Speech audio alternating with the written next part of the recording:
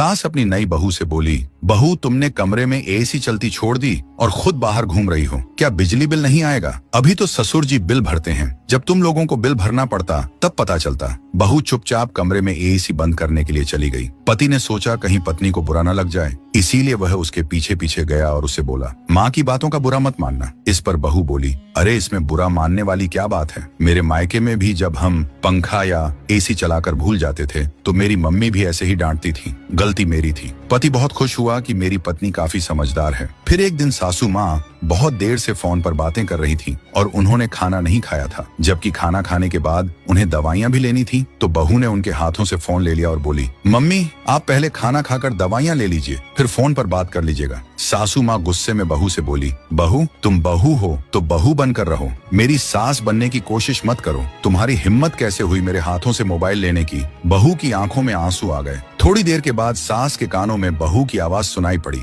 बहू फोन पर अपनी माँ से कह रही थी, माँ मैं तो सासू माँ को आपकी तरह अपनी मम्मी मानती हूँ और उनकी किसी भी बात का बुरा नहीं मानती, लेकिन वो मुझे अपनी बेटी की तरह नहीं मानती। जब मैं आपके हाथों से फोन लेकर खाना खाने के लिए बोलती थी तो आप कितने प्यार से मेरे सिर पर हाथ रखकर कहती थी, मेरा कितना ख्याल रखती है तू। लेकिन जब सासू माँ से मैंने इसी हक से फोन लेकर खाना खाने की बात कही तो उनको बुरा लग गया। मैं तो बस इतना चाहती थी कि वह वक्त पर दवाई ले ले। मम्मी आज मुझे समझ में आ गया, बहू चाहे कितनी भी कोशिश कर ले सास ससुर को माँ बाप मानने की, लेकिन सास ससुर कभी भी बहू को बेटी जैसा प्यार और हक नहीं दे सकते। खैर मम्मी, मैं आगे भी कोशिश करती रहूंगी, लेकिन एक सीमा तक अगर मुझे नहीं अपनाया गया तो फिर मैं भी स्वतंत्र हूँ। अपने फैसले खुद लेने के लिए निष्कर्ष बहू को सम्मान दें, क्योंकि रिश्ते दोनों तरफ से निभाए जाते हैं, एक तरफा रिश्ते बस ढोए जाते हैं।